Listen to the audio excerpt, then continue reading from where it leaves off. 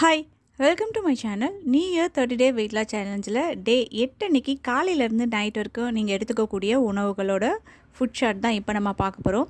காலையில் எழுந்த உடனே வாய் கொப்பளிச்சிட்டு ஒரு டம்ளர் சுடு தண்ணி குடிச்சிடுங்க. உங்களோட வெயிட் லாஸ் அப்போது காலையில் எம்டி ஸ்டமக்கில் சுடு தண்ணி குடிக்கிறது அப்படின்றது உங்களோட ஃபேட்டை கரைக்கிறதுக்கு ரொம்ப யூஸ்ஃபுல்லாக இருக்கும்.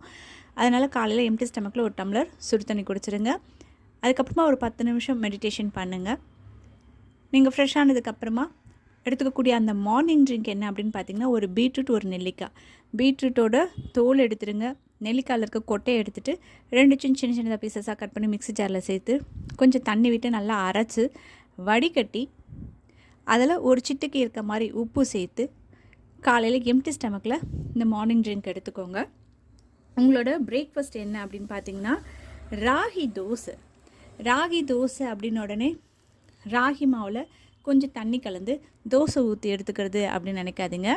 உங்களோட வெயிட் லாஸ்க்கு நீங்கள் எஃபெக்ட் போடணும் அப்படின்னா அதுக்கேற்ற மாதிரி உணவுகளை வீட்லேயே நம்ம சமைச்சு சாப்பிடணும், சரிங்களா?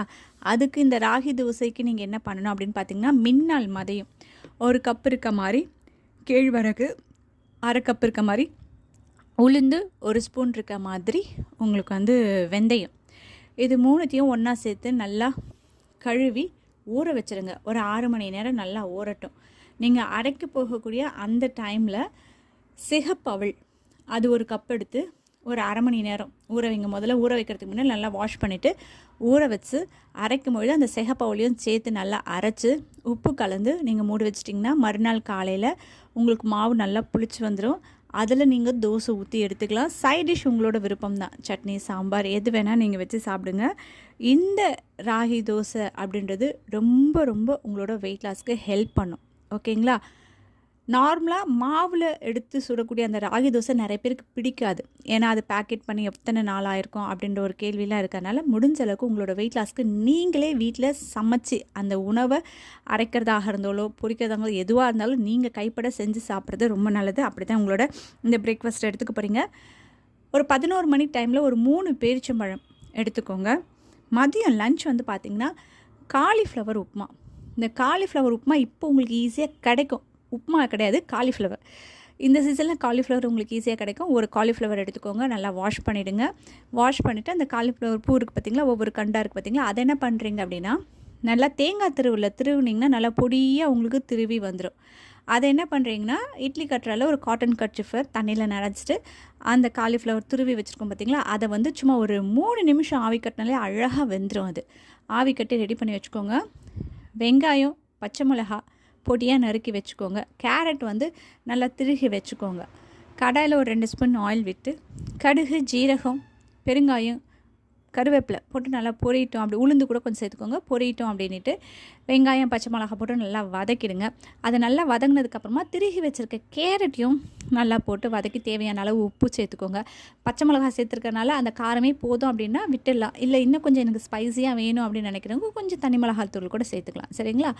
இப்போ இது நல்லா கேரட்டை போட்டு நல்லா வதங்கினதுக்கப்புறமா நம்ம ஏற்கனவே ஆவி கட்டி வச்சுருக்கோம் இல்லையா காலிஃப்ளவர், அதை அதோடு சேர்த்து நல்லா பெரட்டி விட்டு இறக்கும் பொழுது கொத்தமல்லி தழைகள் போட்டு இறக்கி நீங்கள் எடுத்து சாப்பிட்டிங்கன்னா ஒரு கப் வயிறு நல்லா ஃபில்லிங்காக இருக்கும். இந்த உப்புமா சாப்பிட்டுட்டு அதுக்கு அடுத்து நிறைய முறை இதை செய்யணும் அப்படின்ற மாதிரியே தோணும். ரொம்ப ரொம்ப டேஸ்டியாக இருக்கக்கூடிய இந்த உப்புமா தான் உங்களோட மதியம் லஞ்சாக நீங்கள் எடுத்துக்க போகிறீங்க. ஏன்னா ரைஸ் நம்மளோட வெயிட் லாஸில் இப்போதைக்கு எடுத்துக்க போகிறது கிடையாதுன்றதுனால மதியத்துக்கு லஞ்ச் இது மாதிரி தான் நீங்கள் எடுத்துக்க போகிறீங்க இன்றைக்கி, ஓகேங்களா?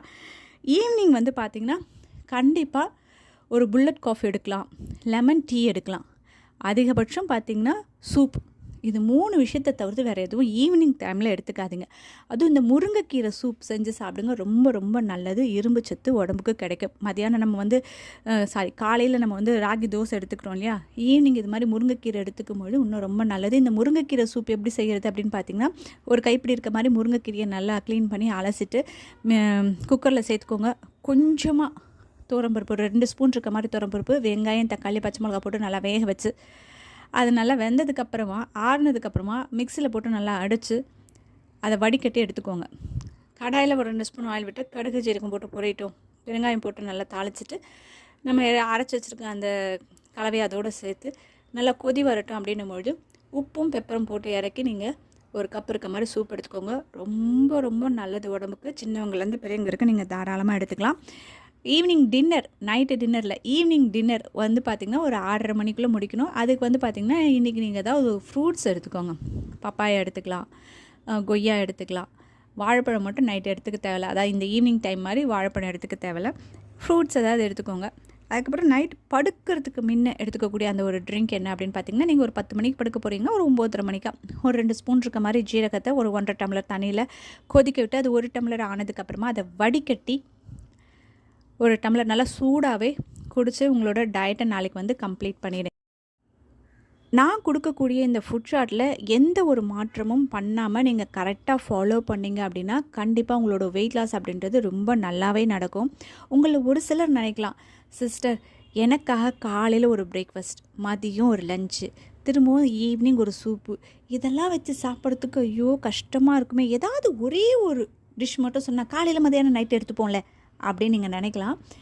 தப்பு கிடையாது, அப்படியும் எடுத்துக்கலாம். ஆனால் ஒரே உணவு நம்ம எடுத்துக்கும்பொழுது குறிப்பிட்ட ஒரு சில சத்துக்கள் மட்டும்தான் நமக்கு கிடைக்கும். இப்போ வந்து பார்த்திங்கன்னா இன்றைக்கி மட்டும் காலையில் ஒரு பீட்ரூட் நெல்லிக்காய் எடுத்துக்கிறீங்க, உங்களோட நோய் எதிர்ப்பு சத்துக்கு நல்லது. அதுக்கப்புறம் வந்து ஒரு ராகி தோசை, அதே மாதிரி ஈவினிங் வந்து ஒரு முருங்கைக்கீரை சூப் எடுத்துக்கும்போது அயன் சத்தும் நார் சத்தும் உங்களுக்கு கிடைக்கும். மதியம் காலிஃப்ளவர், இது எல்லாத்துலேயுமே வந்து பார்த்திங்கன்னா ஒவ்வொரு விஷயங்கள் உங்களுக்கு உடம்புக்கு நல்லது பண்ணும். உங்களோட வெயிட் லாஸ்க்கு ரொம்ப நல்லா இருக்கும். ஏன்னா உடற்பயிற்சி செய்யாமல் நம்ம வெயிட் லாஸ் பண்ணுறோம் அப்படின்னும்பொழுது அதுக்கேற்ற மாதிரி உணவுகள் எடுத்துக்கணும். ஆனால் நீங்கள் என்ன தான் சூப்பராக நீங்கள் சமைச்சிருந்தாங்களும் அளவாக சாப்பிடணும்.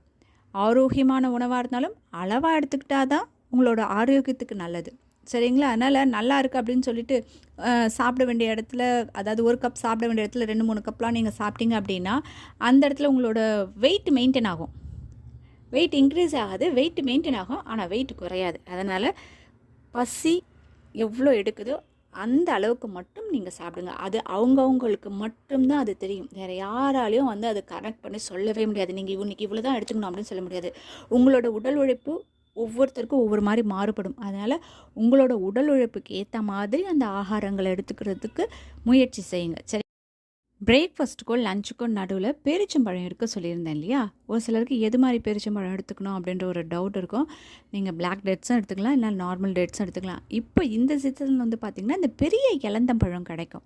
அது வந்து சுகர் கண்டென்ட் ரொம்ப கம்மியாக இருக்கும், உடம்புக்கும் ரொம்ப நல்லது, வெயிட் லாஸ்க்கும் ரொம்ப நல்லது. அது மாதிரி பழங்கள் கிடைச்சாலும் நீங்கள் எடுத்துக்கோங்க. ஏன்னா அந்தந்த சீசனில் கிடைக்கக்கூடிய பழங்களை உங்களோட வெயிட் லாஸ்க்கு நீங்கள் வந்து உணவாக எடுத்துக்கும் பொழுது வெயிட் லாஸ் அப்படின்றது ரொம்ப ஈஸியாக இருக்கும். அது மாதிரி கூட நீங்கள் ட்ரை பண்ணலாம். இன்றைக்கி நான் கொடுத்துருந்த ஃபுட் சார்ட் உங்கள் எல்லாருக்கும் பிடிச்சிருந்தா அப்படின்னு சொல்லுங்கள். கண்டிப்பாக நீங்களும் வீட்டில் ஃபாலோ பண்ணுங்கள், உங்கள் ஃப்ரெண்ட்ஸோட ஷேர் பண்ணுங்கள். இந்த வீடியோ உங்களுக்கு பிடிச்சிருந்தா ஒரு லைக் பண்ணுங்கள், உங்கள் ஃப்ரெண்ட்ஸோட ஷேர் பண்ணுங்கள். இது வரைக்கும் நீங்கள் சப்ஸ்கிரைப் பண்ணாத வியூஸாக இருந்தால் சப்ஸ்கிரைப் பண்ணி பக்கத்தில் இருக்க இந்த பெல் ஐக்கானும் கிளிக் பண்ணுங்கள். தேங்க்யூ.